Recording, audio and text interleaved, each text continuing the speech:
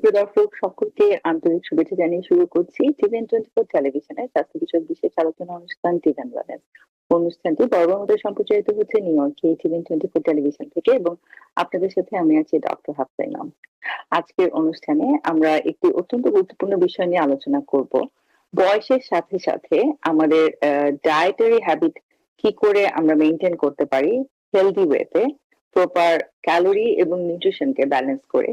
এই বিষয়ে আজকে আমরা বিস্তারিত আলোচনা করব এবং জেনে নিব আরো অনেক রিলেটেড গুরুত্বপূর্ণ ইনফরমেশন। আমাদের সাথে এই বিষয়ে আলোচনা করার জন্য সংযুক্ত আছেন আমাদের বিশেষজ্ঞ চিকিৎসক gastroenterologist doctor Bashar Atikuzzaman. Doctor Bashar Atikuzzaman, আপনাকে আমন্ত্রণ জানাচ্ছি আমাদের আজকের আলোচনা। আসসালামু আলাইকুম ডক্টর হাফসা এবং টিভেন 24 এর দর্শক, আপনাদের সবাইকে আমার শুভেচ্ছা জানাচ্ছি এবং একই সাথে টিভেন 24 এর যারা কলাকুশলী এই অনুষ্ঠানটা আপনাদের সামনে নিয়ে এসেছে তাদেরকে ধন্যবাদ জানাচ্ছি। ডক্টর জামান, শুরুতেই জানতে চাইবো যে আসলে আমরা আজকে যে টপিকটি আর কি আলোচনার জন্য আমরা চয়েস করেছি যে বয়সের সাথে সাথে আমাদের ডায়েটারি হ্যাবিট চেঞ্জ করা এবং এটাকে একটা প্রপার ব্যালেন্স ওয়েতে মেইনটেইন করা। আসলে এই মুহূর্তে এই বিষয়টি আলোচনা করবার গুরুত্ব কতখানি এবং কেন এটা খুবই গুরুত্বপূর্ণ? অনেক ধন্যবাদ। আসলে আমাদের একটা বড় অংশ আমাদের বিশেষ করে বাঙালি ডায়াসপোরা যারা পৃথিবীর বিভিন্ন স্থানে ছড়িয়ে ছিটিয়ে আছে কিংবা বাংলাদেশে, আমাদের মধ্যে একটা বড় অংশ যাদেরকে আমরা বলি বেবি বুমার, অবশ্যই একটা বড় অংশ তারা তাদের বয়স বাড়ছে এবং এই বড় একটা অংশের বয়স বাড়ার সাথে সাথে তাদের শরীরে নানা রকম পরিবর্তন হচ্ছে। তাদের শরীরের নিউট্রিশন, তাদের শরীরের ক্যালোরি এবং তারা কিভাবে বয়স বাড়ার সাথে সাথে একটা হেলদি এজিং হতে পারে। যে আপনি বয়স বাড়ছে কিন্তু বয়স বাড়ার সাথে সাথে শরীরের যে পরিবর্তনগুলো হয় সেগুলোর সাথে আপনি কিভাবে নিজেকে তৈরি করবেন বা যুদ্ধ করবেন, সেগুলো খুব ইম্পর্টেন্ট। বিশেষ করে বয়স বাড়ার সাথে সাথে আমাদের শরীরের ক্যালোরি কাউন্ট কতটুকু হয়, নিউট্রিশনের কি কি নিড আছে, কোন কোন দিকে লক্ষ্য রাখা উচিত বা কোন কোন জিনিস খাবার ব্যাপারে সাবধান হওয়া উচিত এবং আমাদের শরীরের কি কি জিনিস বয়স বাড়ার সাথে সাথে আমরা হারাচ্ছি, তো ওগুলো কিভাবে প্রিভেন্ট করা যায় বা বয়স বাড়ার সাথে সাথে আমাদের শরীরের জয়েন্ট এবং মাসেলে যে সমস্ত চেঞ্জ হয় এবং সে থেকে আমাদের যে সমস্ত কমপ্লিকেশন ডেভেলপ করতে পারে সেটা কিভাবে প্রিভেন্ট করা যায়, সেটা খুব ইম্পর্টেন্ট। আর সেজন্যই আমাদের বয়স বাড়ার সাথে সাথে আমাদের ক্যালোরি কিংবা নিউট্রিশনের যে নিডটা আছে সেগুলো নিয়ে কিছু প্রশ্ন সবার জানা দরকার, কিছু কমন প্রশ্ন এবং সেগুলো উত্তর সবার জানা দরকার। তো প্রথম যে প্রশ্নটা বয়স বাড়ার সাথে সাথে আপনাদের অনেকের কাছ থেকে আমি শুনি, সেটা হলো যে আচ্ছা আমার তো বয়স বাড়ছে, আমার কি ক্যালোরির যে চাহিদা সেটা কি কমছে? এটা সত্যি কথা যে বয়স বাড়ার সাথে সাথে কিন্তু আমাদের ক্যালোরির চাহিদা কমে। তাহলে আপনি ধরেন যখন ইয়াং ছিলেন তখন যদি আপনি 1500 কিলো ক্যালোরি খেয়ে থাকেন সারাদিন, আজকে যদি আপনার বয়স 60 বা 65 হয়, আপনার কিন্তু ক্যালোরি কাউন্ট কম দরকার।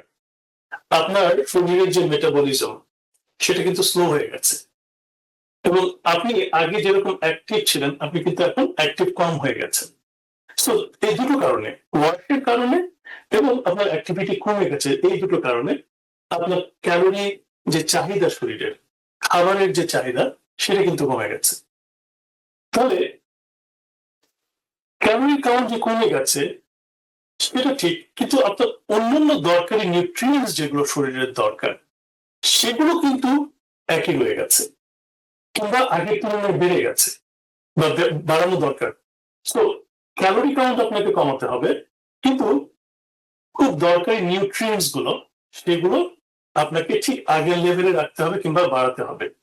এবং সেজন্য আমি বলি যে বয়স বাড়ার সাথে সাথে খাবার হবে কোয়ালিটি ওভার কোয়ান্টিটি।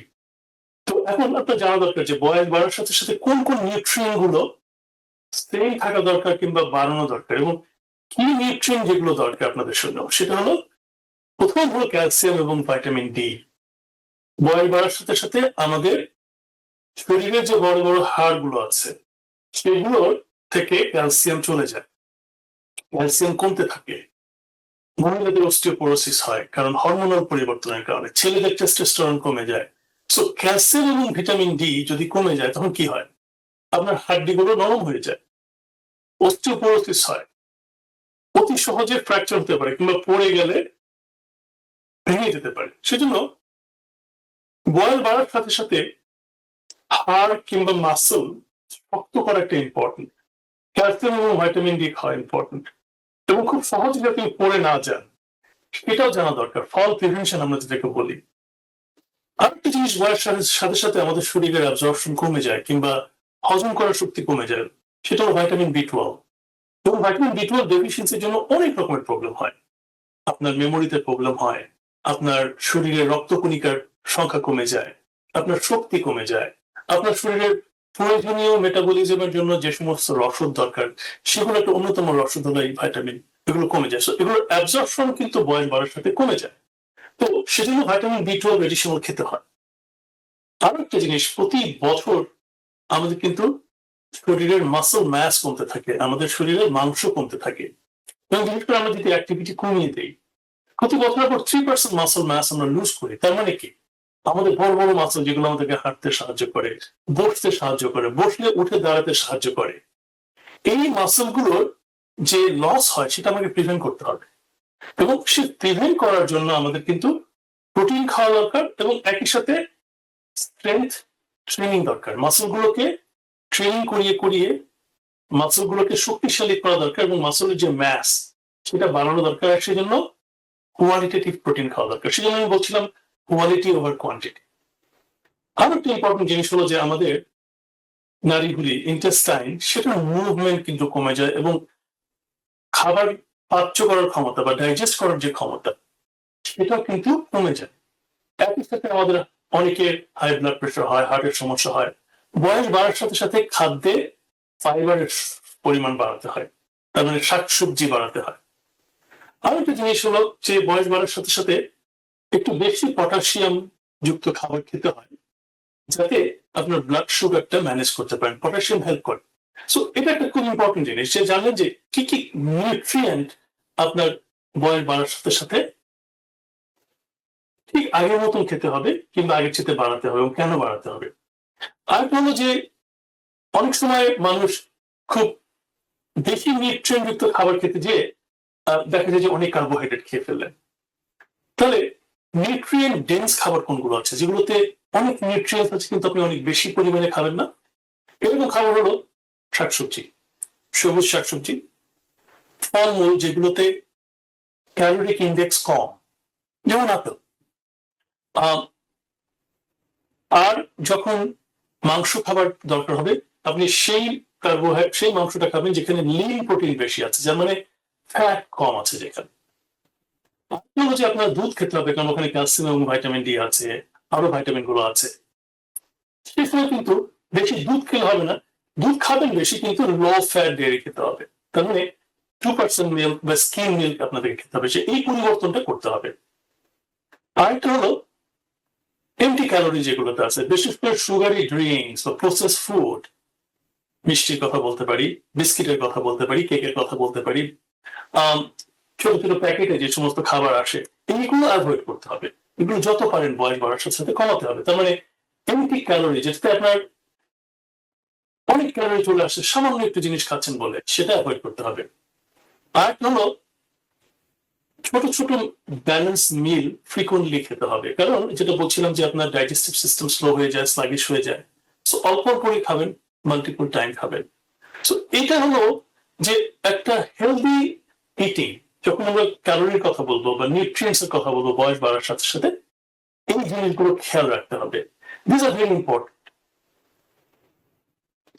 অসংখ্য ধন্যবাদ। আসলে বয়সের সাথে সাথে আপনি যেটা বলছিলেন যে মেটাবলিজমটা অনেক স্লো হয়ে যায়, এটা আমরা অনেকেই জানি বুঝি, কিন্তু তারপরে আমরা ঠিক বুঝে উঠতে পারি না যে কি করে আমি আমার ডায়েটটাকে প্রপার ওয়েতে, আমি ব্যালেন্স ওয়েতে আমি ডায়েটটাকে মেনটেন করতে পারি, যাতে করে আমার যে রেগুলার বেসিসে আমার যে খাবারের চাহিদা, নির্দিষ্ট সময়ে যে আমার ক্ষুধা লাগছে, সেটা আমি প্রয়োজন অনুযায়ী সেটাকে আমি মেইনটেইন করতে পারি, এবং একই সাথে আমি নিউট্রিশন এবং ক্যালোরির ব্যালেন্সটা ঠিক রেখে আমি যেন ওয়েট গেইন না করি, আমি সেই ব্যাপারেও যেন সচেতন থাকতে পারি।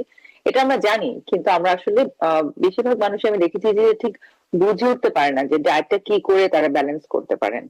তো এই বিষয়ে যদি আপনি একটু বিস্তারিত বলেন আর কি, যে সকালে কি ধরনের ডায়েট চার্ট করতে পারে, দুপুরে এবং রাতে। খুবই ভালো প্রশ্ন যে হেলদি মানে সুস্থ খাবারের প্যাটার্নটা কি হওয়া উচিত, হেলদি ইটিং প্যাটার্নটা কি হওয়া উচিত। এবং বয়স বাড়ার সাথে সাথে এটা কিন্তু খুব একটা ইম্পর্টেন্ট জিনিস। আমি প্রথমে আপনাদের কিছু হেলদি ইটিং হ্যাবিটের কথা বলি যখন বয়স বাড়ার সাথে সাথে যেটা করা উচিত। তার মধ্যে একটা হলো যে সমস্ত শাকসবজিতে অনেক কালার আছে, রঙিন শাকসবজি বা ফলমূল খাওয়া উচিত। একটা সপ্তাহে আপনাদের অ্যাটলিস্ট 8 থেকে 10টা কালারফুল খাবার খাওয়া উচিত। সো কালারফুল ফ্রুটস এবং ভেজিটেবলস এ যে ভিটামিন গুলো দরকার এবং গ্রেইন যেগুলো, যেমন ধরেন ডাল জাতীয় খাবার, গ্রেইন ইজ ভেরি ইম্পর্টেন্ট, যেটাকে আমরা বলি mind diet, Mediterranean inspired diet যেটাকে আমরা বলি, এটা খুব ইম্পর্টেন্ট। ঠিক একইভাবে লিন প্রোটিন, যেমন ধরেন ডিম, যেমন ধরেন চিকেন, যেমন ধরেন মাছ, মুরগির মাংস, মাছ, এগুলো খুব ইম্পর্টেন্ট। এগুলো সাথে সাথে কিছু হেলদি ফ্যাট খাওয়া উচিত যেগুলো ভেজিটেবল সোর্স থেকে আসে, যেমন ধরেন জলপাইয়ের তেল, যে আপনার খাবার রান্নার সময় যে তেলটা ব্যবহার করা উচিত সেটা জলপাইয়ের তেল হলে ভালো হয়, অ্যাভোকাডো অয়েল হলে ভালো হয়। সো হেলদি হেলদি ফ্যাটস এটা খুব ইম্পর্টেন্ট। এবং নানা ধরনের খাবার, একটা প্যাটার্ন খাবার না, ভ্যারাইটি অফ ফুড খাওয়া উচিত, ভেজিটেবল খাওয়া উচিত, গ্রেন যুক্ত করা উচিত। আরো একটা যেটা ইম্পর্টেন্ট বয়স বাড়ার সাথে সেটা হলো পানি কিন্তু আমরা খুব কম খাই। আমাদেরকে পানি বেশি করে খেতে হবে এবং খাওয়ার অভ্যাস করতে হবে। আপনার দিনে 6 থেকে 8 কাপ পানি খেতে হবে। আরো একটা ইম্পর্টেন্ট জিনিস হলো বয়স বাড়ার সাথে সাথে আমাদের ঘ্রাণ শক্তি এবং আমাদের স্বাদের যে ক্ষমতা, আমাদের যে টেস্ট বার্ড থাকে জিহ্বার, এগুলো কিন্তু কমে যায় সংখ্যায়। এবং বয়স বাড়ার সাথে খাওয়ার যে স্বাদটা অনেকে কিন্তু হারিয়ে ফেলেন এবং অনেকে কিন্তু খেতে পারেন না ঠিক মতন, ওজন কমে যাচ্ছে খুব তাদের। একটা ইম্পর্টেন্ট জিনিস হলো এটা মনে রাখা যে বয়স বাড়ার সাথে সাথে আপনি কিন্তু খাবার স্বাদ এবং গন্ধ পাবেন না, and that is something part of the normal aging process. সেই জন্য খাবারে কিছু মশলা, হালকা মশলা, কিছু আর্বস, একটু লেবু, একটু ভিনেগার, এগুলো অ্যাড করে খাবারের টেস্টটা যাতে পারে। আমরা যারা বাংলাদেশি আছি তাদের জন্য এটা অবশ্য একটা বড় সমস্যা না, আমাদের বড় সমস্যা এগুলো আমরা একটু বেশি দেই। সো এটা একটা ইম্পর্টেন্ট জিনিস। আরেকটা হলো এই সময় আলাদা লবণ কিংবা আলাদা চিনি এগুলো থেকে দূরে থাকতে হবে যতটা পারেন। সো সুগারি ড্রিঙ্কস বা জুস দরকার নেই, আলাদাভাবে টেবিলে লবণ খাবার দরকার নেই। এই বয়স হয়ে গেলে এই দুটো জিনিস পরিহার করতে পারলে অনেক বড় মানে উপকার হয়। আরেকটা হলো যে কমন ডায়েটারি চ্যালেঞ্জ কি কি আছে বয়স হওয়ার সাথে সাথে। তার মধ্যে একটা আছে যেটা বললাম যে আপনাদের টেস্ট কমে যাবে, ঘাড়ের ক্ষমতা কমে যাবে, তাহলে এটার জন্য অনেকের খিদা কমে যায়, খিদা মন্দা হয়, খেতে পারেন না। তো ওটার জন্য তো বললাম যে আপনারা খাবার যখন রান্না করবেন ওভাবে রান্না করবেন। সেকেন্ড জিনিস যেটা সেটা হলো অনেকে খাবার গিলতে অসুবিধা হয়, যে মাসল গুলো খাবার চাবাতে কিংবা খাবার আপনার খেলে ইসোফেগাস দিয়ে নামতে সাহায্য করে, সেগুলো লেজি হয়ে যায় বয়স বাড়ার সাথে সাথে। তো সেগুলোর জন্য আপনি কি করবেন? অনেকে দেখা যায় যে দাঁত পড়ে গেছে, দাঁত কাজ করছে না, ডেন্চার ঠিক রাখা ইজ ভেরি ইম্পর্টেন্ট। বয়স বাড়ার সাথে সাথে আপনারা ডেন্টিস্টকে দেখাবেন। দাঁত কিন্তু ভেরি এসেন্সিয়াল, নট দ্যাট আপনাকে সুন্দর দেখাবে, তা তো বটেই, কিন্তু তার সাথে দাঁতের যে আসল কারণ যে খাবারগুলোকে চিবিয়ে চিবিয়ে পরিপাকের জন্য সাহায্য করা, এবং অনেকক্ষণ ধরে চিবালে আমাদের যে সমস্ত মুখের মধ্যে যে সমস্ত গ্ল্যান্ড থাকে, পরিপাকের গ্ল্যান্ড যেটাকে আমরা বলি সালাইভারি গ্ল্যান্ড, সো ওই সালাইভারি গ্ল্যান্ড থেকে যে এনজাইম গুলো আসে সেগুলো কিন্তু আমাদের খাবার পরিপাকে সাহায্য করে। সেজন্য বয়স বাড়ার সাথে সাথে সময় নিয়ে খাবার চিবাতে হবে, দাঁত ঠিক রাখতে হবে এবং অল্প অল্প খেয়ে ঠিক মতো চিবাতে হবে। আরেকটা হচ্ছে খাওয়ার সাথে সাথে পানি খেতে হবে, কারণ অনেকেরই খাদ্যনালী বা ইসোফেগাস দিয়ে খাবার নামতে সময় লাগে, যেহেতু সোয়ালোইং একটা প্রবলেম হয়। সো এটা একটা ইম্পর্টেন্ট। আর একটা ইম্পর্টেন্ট, অনেকেরই দেখা যায় যে অনেক মেডিসিনের সাইড এফেক্ট হয়, অনেক বয়স বাড়ার সাথে নানা রকমের ওষুধ খাবার দরকার হয়। কোনো কোনো ওষুধ খেলে মুখ ড্রাই হয়ে যায়, কোনো কোনো ওষুধ খেলে কনস্টিপেশন হয়। যেমন ধরেন অনেক ব্লাড প্রেশারের মেডিকেশন, যেমন অ্যামলোডিপিন কিংবা বেটা ব্লকার, এগুলোতে কিন্তু খুব কমনলি কনস্টিপেশন হয়। অনেক কিছুতে মুখ শুকনো হয়ে যায়। সো তাদের কিন্তু পানি খেতে হবে, ফ্রিকুয়েন্টলি একটু একটু করে পানি খেতে হবে, বা খাওয়ার সময় একটু সময় পানি খেতে হবে। অনেক কিছুতে নরসিয়া লাগে, বমি ভাব লাগে। সো এই জিনিসগুলো বুঝতে হবে এবং আপনার ডাক্তারের সাথে আলাপ করতে হবে যে যদি একটা মেডিসিনের কমন সাইড ইফেক্ট থাকে সেটাকে আপনি কিভাবে ওভারকাম করবেন। এরপরে আসেন যে যে সমস্ত খাবার আপনার আপনার যেহেতু ঘুম শুকতে পারছেন না, আপনার স্বাদ মানে স্বাদ পাচ্ছেন না, সেটার জন্য আপনি কি করবেন? যেটা বললাম যে ফুড ফ্লেভার অ্যাড করতে পারেন, কিছু আর্বস অ্যাড করতে পারেন, কিছু মশলা অ্যাড করতে পারেন, কিছু লেমন দিতে পারেন। আর হলো যে আপনার বিভিন্ন কালার কিংবা টেক্সচার কিংবা টেম্পারেচার চেঞ্জ করেও খাবারটা অ্যাভয়েড করতে, খাবারটা আপনি সহজ মানে কি বলবো, যাতে খেতে পারেন, দেখতে অ্যাট্রাকটিভ লাগে সেটা করতে পারেন। আর একটা হলো যে যারা স্মোকিং করেন তাদের স্মোকিংটা বন্ধ করতে হবে, কারণ এটা ফার্দার ক্ষতি করে আপনার স্মেলিং কিংবা টেস্টে। আর একটা হলো যে অ্যালকোহল যারা খান তাদেরকে লিমিট করতে হবে কিংবা বন্ধ করে দিতে হবে। এটা একটা ইম্পর্টেন্ট জিনিস। আর যেটা বলেছি যে যেহেতু আপনার ডাইজেস্টিভ সিস্টেমের অ্যাক্টিভিটি কমে যাচ্ছে, স্লো হয়ে আসছে, আমরা দেখেছি যারা বেশি পানি খায়, যারা বেশি ভেজিটেবল খায় এবং যারা খাবারের পরে ফিজিক্যাল অ্যাক্টিভিটি করে, হাঁটে, তাদের দেখা যায় যে বাউল ফাংশন স্টিমুলেটেড হয়, তাদের বাউল ফাংশন মুভ করে ভালো। তো এই জিনিসটা খুব ইম্পর্টেন্ট। অনেক বয়স বেড়ে গেছে, মানুষ আসেন আমার কাছে বলে যে আমার বুকে জ্বালা পোড়া করছে, খেলে পেট ফেপে যাচ্ছে। তখন আমি তাদেরকে জিজ্ঞেস করি, আচ্ছা আপনার কি পায়খানা ঠিক মতো হয়? তখন তারা বলে যে না, আমি তো 2 দিন ধরে টয়লেটে যাই না, 2 দিন পর একদিন দেয়।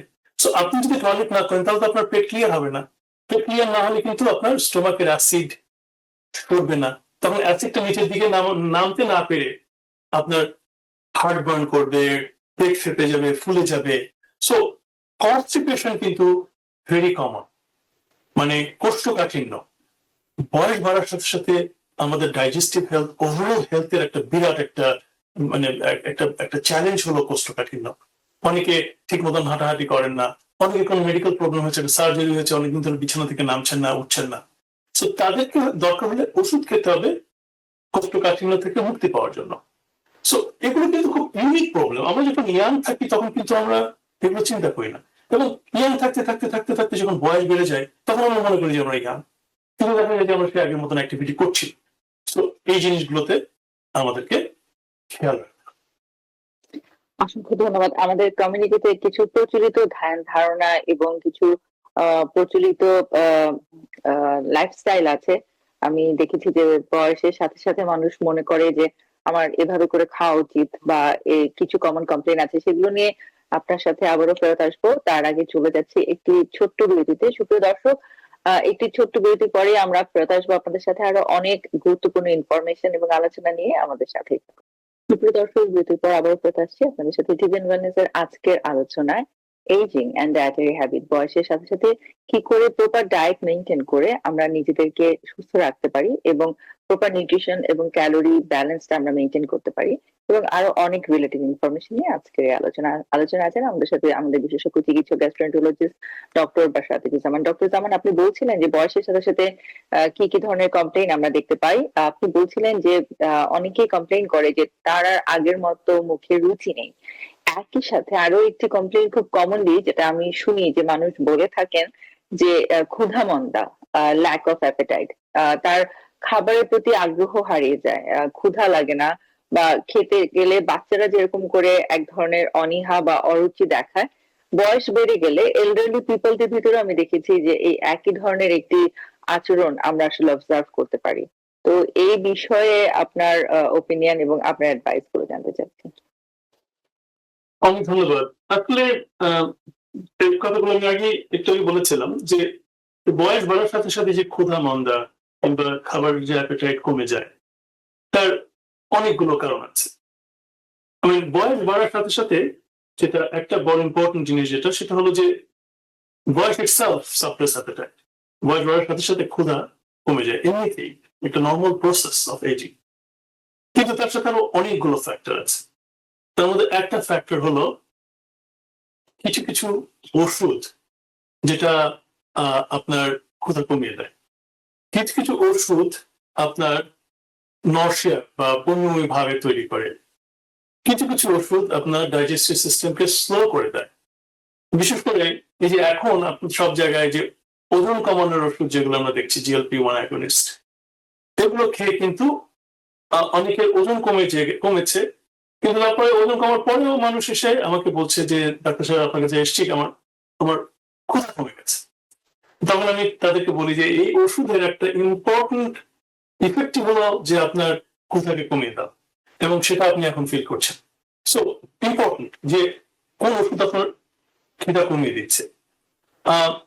আরো একটা জিনিস যেটা বলেছিলাম যে বয়স বাড়ার সাথে সাথে অনেক খাবার ঠিক মতন চিবাতে পারেন না, তাদের প্রবলেম হলো দাঁতের ডেঞ্চারের প্রবলেম। ইটস ভেরি ইম্পর্টেন্ট, কিন্তু এটা কিন্তু ছোট প্রবলেম, এটা ভেরি কমন প্রবলেম এবং সবারই হবে। এবং ডেন্টিস্টকে দেখানো, দাঁতের পরিচর্যা করা দরকার, কারণ অনেকে খাবার চিবাতে পারেন না বলে কিন্তু খাচ্ছেন না। তারপর একটা হলো যে অনেকে খাবার ঠিক মতন গিলতে পারছেন না, ডিফিকাল্টি হচ্ছে সোয়ালিং করতে বা খাবার গিলতে। সো ওটার জন্য কিন্তু একটা ডাক্তার কিংবা একটা স্পিচ থেরাপি ইভ্যালুয়েশন দরকার হয়। আরো একটা খাবার প্রবলেম, অনেকের দেখা যায় যে বয়স বাড়ার সাথে সাথে ড্রাই মাউথ হচ্ছে, মুখ শুকিয়ে যাচ্ছে বেশি করে, বা এটা ওষুধের সাইড ইফেক্ট হিসেবে হচ্ছে। সো তাদের সেই জন্য কিন্তু সফট কিংবা ভেজা খাবার খাওয়া দরকার, ড্রাই খাবারগুলো অ্যাভয়েড করা দরকার। সো এগুলো একটা ইম্পর্টেন্ট জিনিস দেওয়ার জন্য। আরেকটা জিনিস যেটা বলেছিলাম যে খাবারকে অ্যাট্রাকটিভ করা, এবং দেখা যায় যে অনেক বয়স্ক মানুষ একা থাকেন।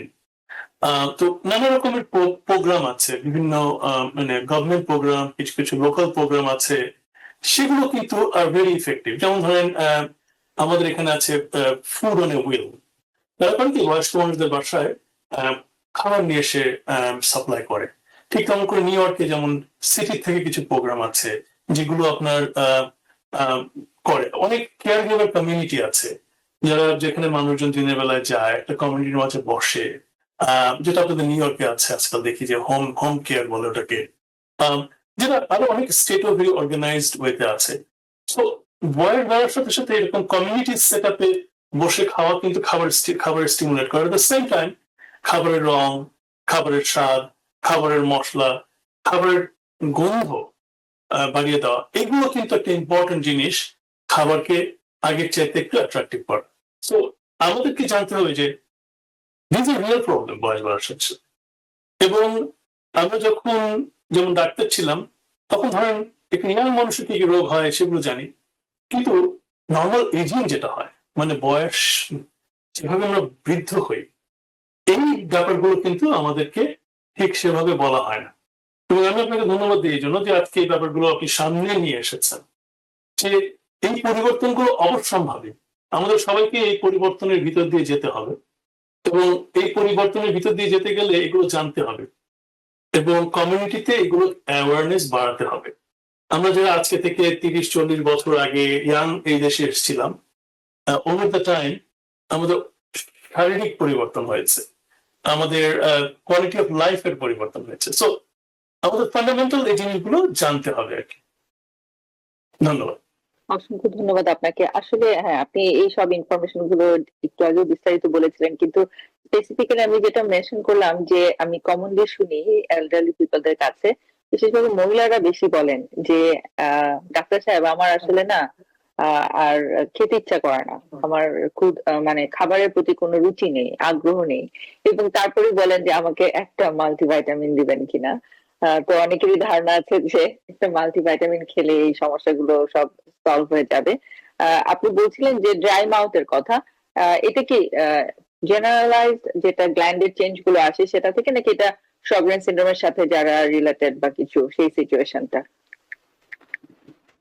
আসলে this is a part of the regular ageing, number one. আর একটা হলো এজিং এর সাথে সাথে যে প্রবলেম গুলো হচ্ছে, যে আপনি যেটা বললেন যে অনেক মহিলা আসছে, পুরুষ আসছে যে ডাক্তার সাহেব আমার আমার খিদে লাগে না, আমার আমার কোনো খিদে লাগে না।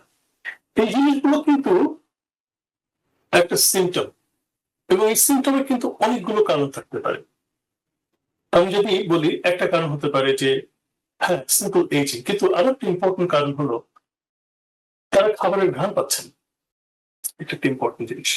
তারা একটা ওষুধ খাচ্ছেন যে ওষুধটা তাদের বমি বমি, খাবার দেখলে বমি বমি ভাব ভাব লাগছে।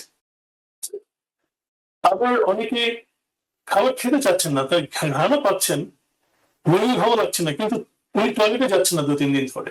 ওনার পেট অলরেডি ফুলে ফেপে আছে, কিন্তু উনি চিন্তা করছেন যে ওনার পেটটা ফেপে আছে, ফুলে আছে, কিন্তু উনি কনস্টিপেশন নিয়ে চিন্তিত না, কারণ এটা ওভার দ্য টাইম ডেভেলপ করেছে। আবার অনেকে আছেন যে একটা ওষুধ খাচ্ছেন যে ওষুধটা তার খিদে কমিয়ে দিয়েছে। সো কোন মহিলা বা কোন পুরুষ বয়স বেড়ে গেছে, তারা যখন আমার কাছে আসে যে আমার খিদে কমে গেছে, ক্ষুধা মন্দা হয়েছে, আমি আসলে দুটো জিনিসকে খুব সিরিয়াসলি নেই। একটা হলো ক্ষুধা মন্দা, একটা হলো ওজন কমে যাওয়া উইদাউট এনি রিজন। এবং যখনই এই দুটো জিনিস হয়, I take it very seriously. এবং আমার অ্যাপ্রোচটা কি হয়, আমি জাস্ট ধরেই নিলাম যে তার বয়স হয়েছে বলে তার ওজন, মানে খাবার খিদে কমে গেছে।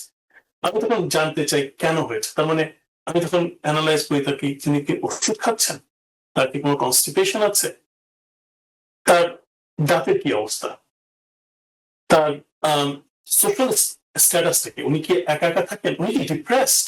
হ্যাঁ জি, অনেক আসলে ডিপ্রেশন থেকে কিন্তু অনেক মানুষ খাবারের কোনো আগ্রহ নেই। হ্যাঁ, সো সেটাই বলছিলাম যে উনি কি ডিপ্রেসড কিনা। সো ওভারঅল অ্যাটমসফিয়ারটা মানে খুব ইম্পর্টেন্ট। আমি যখন নিউ ইয়র্কে ছিলাম, আমি তো একজন গ্যাস্ট্রেন্টোলজিস্ট এবং হেপাটোলজিস্ট, কিন্তু আমি ইন্টারনাল মেডিসিনের স্পেশালিস্ট, এবং আমি জেরিয়াট্রিক্সেও আমি ফেলোশিপ করেছি। এবং তখন আমি যখন লং আইল্যান্ডে করেছি, সাফোক কাউন্টিতে স্টোনিব্রুক ইউনিভার্সিটি হসপিটালে, এবং তখন আমি বলবো যে it was a golden time of learning for me. কারণ এরকম আমরা কমিউনিটিতে যেতাম বয়স্ক মানুষদেরকে দেখার জন্য, এবং একা থাকেন, এবং এই প্রবলেমটা খাচ্ছেন না ঠিক মতন। বাসায় যেয়ে দেখি, যখন হোম ইন্সপেকশনে আমরা যেতাম, দেখলাম যে উনি উনি ওনার খাবার একজন মানুষ বাসায় দিয়ে যায়, সেগুলো হলো বিভিন্ন চার্চ কিংবা বিভিন্ন ইস্যু থেকে, এটা হলো ক্যান ফুড কিংবা ফ্রোজেন ফুড।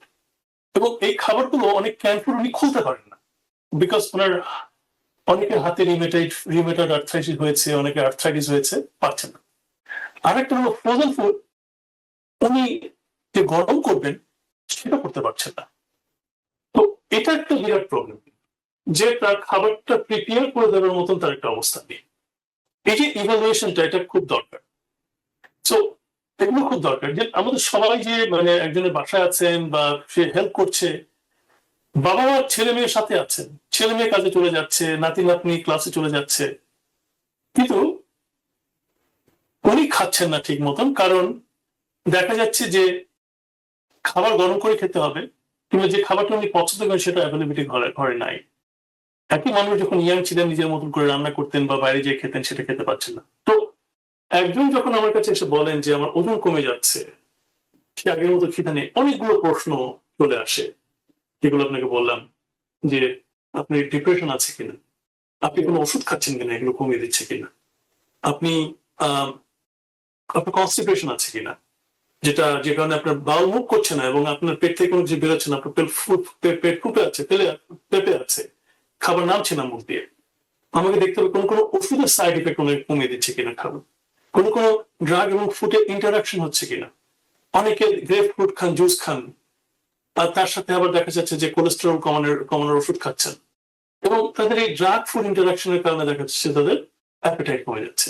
সো এরকম খুব ইম্পর্টেন্ট যে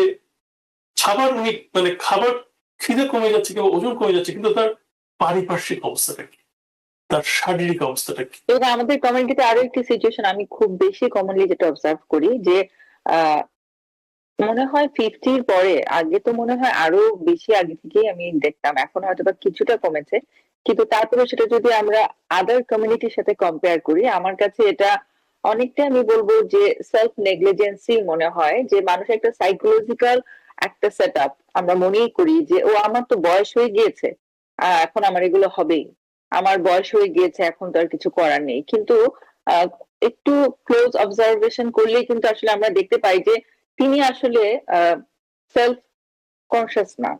তিনি এক ধরনের সেলফ নেগলিজেন্সি করছেন। তার হয়তোবা প্রি ডায়াবেটিস আছে, ডায়াবেটিস আছে, বারবার বারবার বারবার করে ডাক্তার বলার পরে সে হয়তোবা তার ইচ্ছে মতো খেয়েই যাচ্ছেন। সে কোনো কনসিয়াস ওয়েতে খাওয়া দাওয়া করছেন না। সে কার্ব খাচ্ছেন, সে সুগার খাচ্ছেন। কারো হয়তোবা হাই কোলেস্টেরল, কিন্তু তারপরেও সে হয়তোবা তেল চর্বি জাতীয় খাবার খেয়েই যাচ্ছেন। মানে এই যে একটা কনসিয়াস ওয়েতে যে একটা সেলফ হেল্প, এটা আমি দেখেছি আমাদের কমিউনিটিতে এই প্র্যাকটিসটার খুবই অভাব।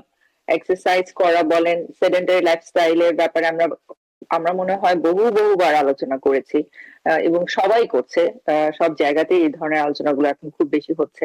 তারপর আমি দেখি যে আমাদের কমিউনিটিতে এক ধরনের আহ এটা আমি নেগলিজেন্সি বলবো, কেন যেন আসলে ল্যাক অফ প্র্যাকটিস, বহুবার বলার পরও আমরা এগুলো প্র্যাকটিস করছি না, এবং সেখান থেকেই কিন্তু আসলে কমপ্লিকেশন গুলো আরো বেশি গুরুতর হয়ে যাচ্ছে। তো একজন গ্যাস্ট্রোএন্টারোলজিস্ট হিসেবে এই ব্যাপারটাকে আপনি কিভাবে দেখেন এবং আপনার পেশেন্টদেরকে আপনি কিভাবে হেল্প করেন? আমি যে সমস্ত আহ, কথাগুলো বলেছি এর আগে সেগুলো আছে, তার পাশাপাশি কয়েকটা কথা বলতে পারি। এটা হলো যে আমাদের এই হেলদি ইটিং এর জন্য কমন কিছু রোড ব্লক আছে বা কমন কিছু সমস্যা আছে, সেগুলো আমাদেরকে ওভারকাম করতে হবে। এবং কিছু কিছু জিনিস আমার মনে হয় যে as a community we can think how will improve it, তাই না? তার মধ্যে একটা হলো যে এই যে বয়স যাদের বেড়ে যাচ্ছে, তারা খেতে চান না। এই যে যেটা বললাম যে একটা স্টিগমা, যে বয়স তো বেড়ে গেছে, আমার তো আর কদিন বা বাঁচবো, এটা কিন্তু ঠিক না। আমার কাছে রেগুলার যে সমস্ত রোগীরা আসছে, আজকে আমার কাছে 94 বয়সের বৃদ্ধ মানুষ এসছে, আমি 70 বয়স, 84 বছর বয়স, নিজেরা ড্রাইভ করে আসছেন। ভেরি কনসার্ন যে তাদের খিদে কমে যাচ্ছে। তো তাদের মধ্যে অনেকেই যেটা করেন, তারা খাবার খাওয়ার মধ্যে আনন্দ খুঁজে পেতে চান। এবং একটা কথা আমাকে একটা পেশেন্টকে আমি বলেছিলাম যে আচ্ছা, তুমি তো সবসময় তো হাসি খুশি থাকো, তোমার স্বাস্থ্য খুব ভালো, তুমি কি করো? তোমার তোমার তোমার তোমার আমাকে বলো, তোমার মানে তোমার ব্যাপারটা কি? তখন সে বললো যে দেখো, আমি কোনো সময় একা খাই না, আমি সময় সময় কাউকে নিয়ে খাই বা কোথাও যেয়ে খাই যেখানে আরেকজনের সাথে খেতে যায়, খাওয়া যায়। তো তখন কিরকম বললো যে আমি যখন কাজে যাই, আম, আমার রুমে খাবার ব্যবস্থা আছে, কিন্তু আমি আমার এমপ্লয়ীদের সাথে বসে খাই বা যাতে ইয়ে হয়। আমি এখন রিটায়ারমেন্ট করেছি, কিন্তু আমি সাধারণত খাবারটা নিয়ে আমি চলে যাই হলো কমিউনিটি, এখন অধিকাংশ জায়গায় কমিউনিটি হেলথ সেন্টার আছে। সো কমিউনিটি হেলথ সেন্টারে যাই আমি, সেখানে যে একটু একটু দাবা খেলি, একটু সবার সাথে একসাথে খাই। কিংবা আমি একটা খাবার চেষ্টা করি রেস্টুরেন্টে যে সবার মধ্যে বসে খেতে। দ্যাট ইজ সামথিং, যে খাবারের মধ্যে একটা আনন্দ খুঁজে পাওয়া, খাবারটাকে এনজয় করা। কিংবা আপনি যদি বাসায় থাকেন, ফ্যামিলির সাথে বসে খাওয়া, অ্যাটলিস্ট একটা মেজর মিল। বয়স হয়ে গেছে, সন্ধ্যার পরে আমার ফ্যামিলি ফিরে আসবে, তার সাথে বসে খাবো। এই জন্যই আসলে আমাদের একটা জিনিস চিন্তা করা উচিত, আমরা যারা এখনো অপেক্ষাকৃত ভাবে তরুণ আছি, একটা কমিউনিটি সেট আপে রিটায়ারমেন্ট করা। কারণ এই কথাটা বলতে গেলে অনেকে অন্যভাবে নেন যে হ্যাঁ আপনি এটার কথা বলছেন। আমি এখনো বিশ্বাস করি যে একটা পরিবারের সাথে বয়স হয়ে গেলে যদি আপনি একসাথে থেকে থাকতে পারেন আপনার পরিবারের সাথে, যে একটা বিগার ফ্যামিলির যে কনসেপ্ট ছিল সেটা যদি থাকে, ওটা হলো সবচেয়ে ভালো। কিন্তু সবার তো সেটা সম্ভব হয় না। তাহলে কি দরকার? আমাদের একটা কমিউনিটি সেট আপ দরকার, জি, যাদের ক্ষমতা আছে জি, তারা একসাথে একটা জায়গায় রিটায়ার করা, পরিচিত মানুষগুলো একটা জায়গায়, কিংবা এখন থেকেই চিন্তা করা। যেমন ধরেন জামাইকার কথা ধরেন, জামাইকা মুসলিম সেন্টার আছে, তো তারা একটা মুসলিম সেন্টার ভিত্তিক, কিংবা একটা হিন্দু সোসাইটি আছে, সো কমিউনিটি সেন্টার ভিত্তিক আম, একটা প্রোগ্রাম বা অ্যাক্টিভিটি করা, যেটা এখন অনেক স্টেট থেকেই ওরা করছে, স্টিমুলেট করছে করার জন্য, বাজেট দিচ্ছে। আপনাদের নিউ ইয়র্কে দেখি ডে কেয়ার সেন্টারের মতন করেছে। সো যেখানে এরকম একটা অ্যাটমসফিয়ার ক্রিয়েট করার আমরা চিন্তা করি as a community is very important. জি, আপনিও ডাক্তার, আমিও doctor, we should think about যে হ্যাঁ, ডাক্তারদের যারা নন কমিউনিটি আছে, they should find some way to retire together in one place, জি। যাতে একটা কমন অ্যাটমসফিয়ারে সবার সাথে মিলে থাকা যায়, খাওয়া যায় বা হেলথ কেয়ার অ্যাচিভ করা যায়। যেটাকে আমরা বলি peer group support. Peer group সাপোর্টটা তো আসলে যে কোনো সিচুয়েশনের জন্য অনেক বেশি হেলদি এবং এটা মেন্টাল বয়স বাড়ার সাথে অনেক সাথে বেশি যদি strong। পিয়ার গ্রুপ একসাথে থাকে that can be very important. G second জিনিস যেটা সেটা হলো জি জি আপনি সেকেন্ড জিনিস যেটা হলো যে অনেকের জন্য দামি খাবার বা মানে দামি খাবার বা রেস্টুরেন্টে যে খাওয়াটা মানে কষ্টসাধ্য ব্যাপার, তো তাদের কি করা উচিত? তাদের low cost nutrient rich diet, মানে অল্প খরচে সুস্বাদু খাবার যেটা স্বাস্থ্যের জন্য ভালো, এরকম একটা কিছু উদাহরণ দিই আপনাদেরকে। তার মধ্যে একটা হলো ডাল, একটা হলো ডিম, একটা হলো ফ্রোজেন ভেজিটেবলস। আমি যদি ওয়ালমার্টে যাই, মিক্স ভেজিটেবল বিক্রি করে $1.20 একটা প্যাকেট, যেটা দিয়ে একটা দিয়ে 2 সপ্তাহ সবজি খাওয়া যায়। সো আমি একটা ছোট্ট ঘটনা বলি আপনাকে। আমাদের এই অরল্যান্ডোতে একজন বাঙালি, তিনি খুব সুন্দর একটা একটা রিটায়ারমেন্ট হোম করেছেন, যেখানে 6টা রুম আছে, সেখানে 6 জন বাঙালি থাকেন। তাদের মধ্যে 2 জন হলো হাজবেন্ড ওয়াইফ, আর বাকি 2 জন সিঙ্গেল।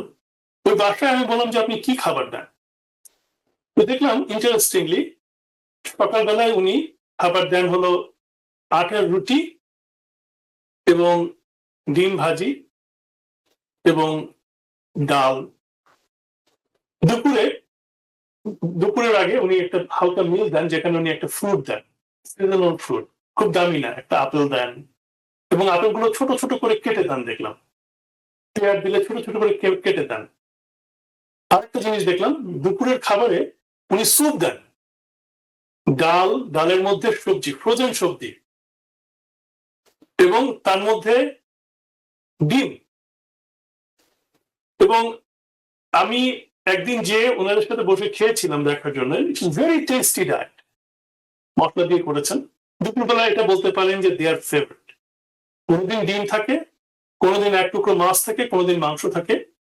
আবার বিকেলের দিকে ওনাদেরকে গ্রিন টি দেন, এবং তার সাথে ওনারা সাধারণত একটা বাংলাদেশি খাবার তৈরি করে দেন। তাও কোনো দিন মোয়া দেন, কোনো দিন একটু মুড়ি দেন, মুড়ির সাথে সামান্য একটু চানাচুরো দেন, which is also nutrient rich, যদিও অয়েল থাকে একটু বেশি, লবণ থাকে বেশি।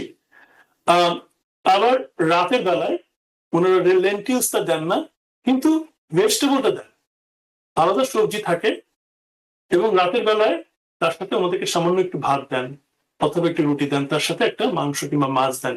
তো আমি দেখলাম যে ভেরি নিউট্রিয়েন্ট রিচ খাবার দিচ্ছেন, এবং খরচ খুব একটা বেশি হচ্ছে না।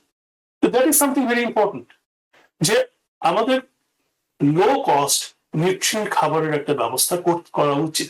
জি আরেকটা জিনিস, যে all this things need to be structured. তার মানে যখনই আমাদের বয়স বেড়ে যাবে, বয়স বাড়ার সাথে সাথে একটা ডায়েটিশিয়ানের অ্যাডভাইস নেওয়া দরকার, অবশ্যই। এটা খুব দরকার।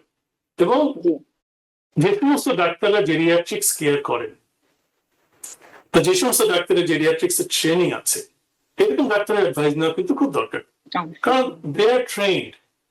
যেমন আমরা অ্যাডাল্ট ডাক্তাররা যেমন পেডিয়াট্রিশিয়ান না, বাচ্চাদের ট্রিটমেন্ট করতে পারি না, জি সেমন ইন্টারনাল মেডিসিন ডাক্তারও ওনাদের জেরিয়াট্রিক্স ট্রেনিং না থাকলে বয়স্ক মানুষদের চিকিৎসা করতে পারেন না। আর এই যে এজিং এর কথাটা বললাম, খাওয়া দাওয়ার কথা বললাম, অ্যাক্টিভিটিস এর কথা বললাম, এছাড়াও কিন্তু আরো অনেক ব্যাপার আছে। বয়স বাড়ার সাথে সাথে পড়ে যাওয়ার সম্ভাবনা বেড়ে যায়। বয়স বাড়ার সাথে সাথে বাসায় আপনি বেশি ঝামেলা রাখতে পারবেন না, হাঁটা চলা করতে অসুবিধা হয়, সো ওয়াকারের ব্যবস্থা করতে হয়, আমার মনে হয় করতে হয়। জি অবশ্যই।